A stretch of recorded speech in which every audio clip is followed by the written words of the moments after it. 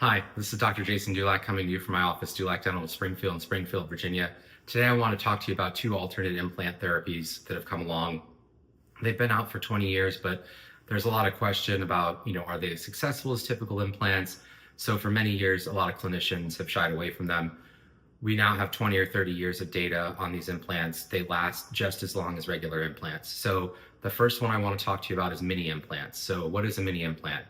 A mini implant is an implant that's less than 3 millimeters in diameter. So typical implant platforms go from 3 to about 6 millimeters and then are usually about 10 millimeters in length. So to have a successful implant, you want at least 2 millimeters of bone around it, minimum one. So for patients that have lost teeth for a while, especially in the lower anterior mandible where the denture really moves around very easily, the bone is resorbed and you don't have a great ridge to put that implant in. And you can graft it. We do a lot of grafting in my office. You can graft the ridge back out, but that adds time, discomfort, and cost. So mini implants have been out for over 20 years, 20 years of data on them. They last just as long as regular implants if they're properly done. So what we do is we take a 2 to 3 millimeter implant that's a little longer, like 13 millimeters. We place it. My favorite application for this is in the lower anterior mandible, where patients have been with a denture for a while. Upper dentures fit pretty well. Lower dentures, everyone hates them. They slide around. So this is a really nice way to put in some implants to retain a lower denture. So instead of 2 regular implants, you do twice as many. So 4 mini implants in the lower anterior. And that really helps you lock in a denture. And it provides some immediate retention to the denture. But then in a couple months, after the bone's healed in a little more, we can actually put some little kind of like O-rings, kind of snaps onto those as well. So that's something that I'm excited to be offering my patients is mini implants. If you want to see if you're a candidate for a mini implant or you've been struggling with an ill-fitting lower denture or been told you don't have enough bone for implants, please give my office a call, 703-451-4500. We'll get you in for a consult. I've got a 3D x-ray machine and we'll see if mini implants might be right for you. Now, the other thing that might be missing in your bone is height. So we start with a lot of height, but once the teeth are lost in areas where there's pressure after the teeth are lost, especially the upper sinuses, the bone is going to start to resorb.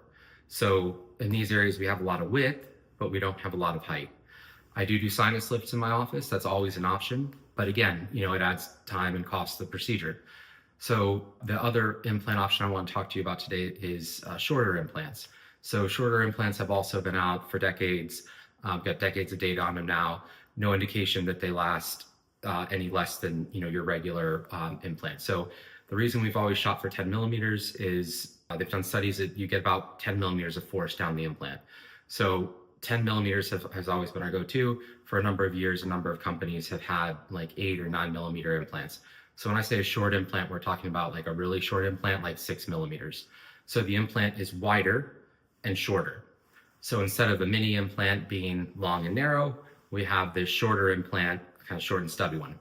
So this is for areas where you have a lot of width of the bone, but not a lot of height. So the maxillary sinus area, the upper jaw and the back.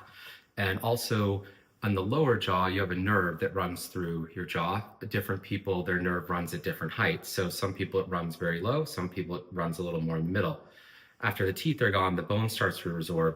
We don't have a predictable way to graft up in the lower jaw.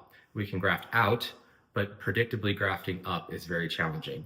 So for a number of years, patients with 6 millimeters of bone between their nerve and the crest of the bone ridge have been told they're not a candidate for implants. We now know that these shorter implants last just as long as regular implants. So again, if you've been told that you don't have enough bone because your nerve's too close or your sinus is too close or something like that, again, I do a lot of grafting procedures in my office, but we can also place a shorter implant.